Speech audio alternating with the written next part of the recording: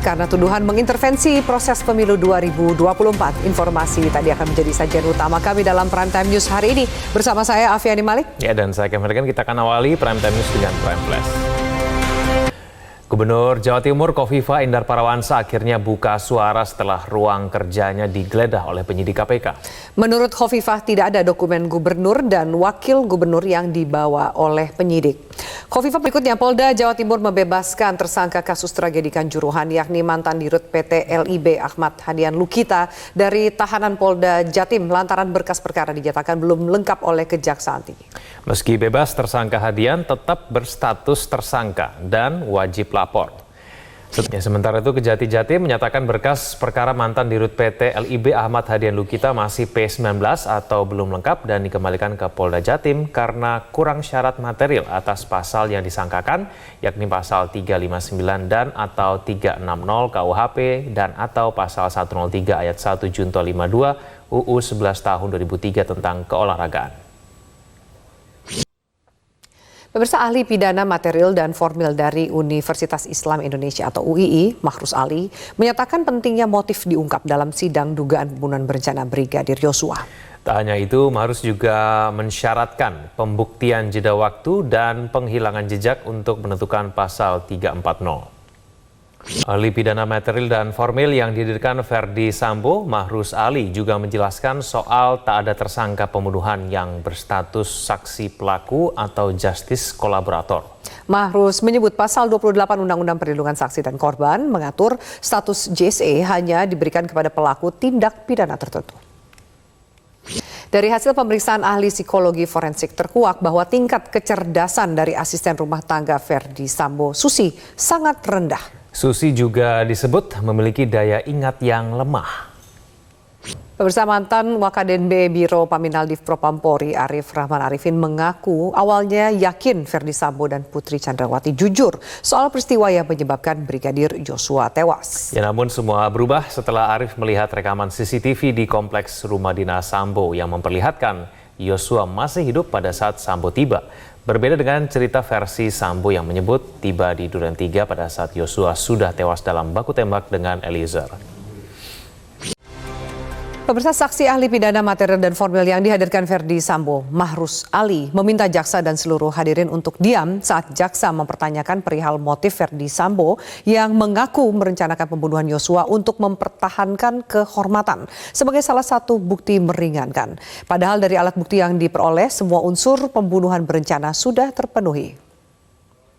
Ahli pidana Mahrus Ali yang dihadirkan kubu Verdi Sambo dan Putri Chandrawati hari ini adalah pengajar di Universitas Islam Indonesia. Menurut pengacara Putri Febri Diansyah, sebagai ahli meringankan bagi kedua terdakwa, Mahrus banyak menulis buku tentang hukum pidana, hukum acara pidana, dan viktimologi. Berikut adalah profil singkat Mahrus Ali.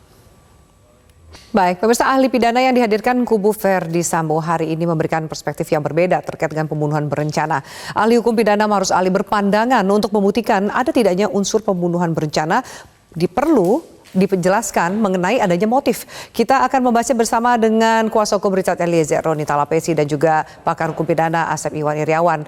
Bang Roni, Kang Asep, selamat malam.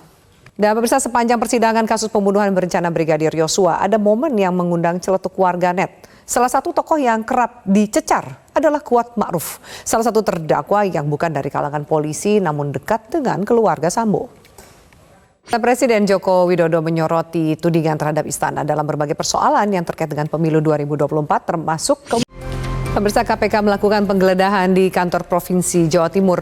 Dari penggeledahan KPK mengamankan sejumlah dokumen terkait penyusunan dana hibah Provinsi Jatim.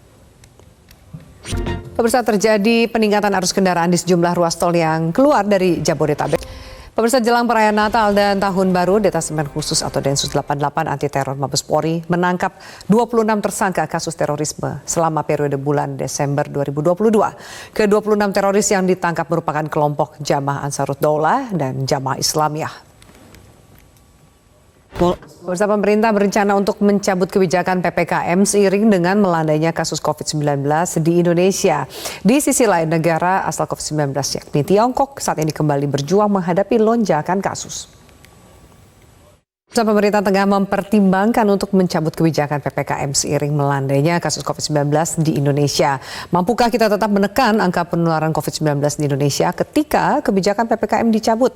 Untuk membahasnya, kita akan berbincang langsung dengan epidemiolog dari Griffith University, Diki Budiman, dan juga jubir Kementerian Kesehatan, Muhammad Syahril. Pak Syahril, ya, Kang Diki, kami akan ke Anda. Liburan akhir tahun kan harusnya biasanya menjaga lanjutkan Prime News dengan informasi terhangat lainnya. Tetaplah bersama kami.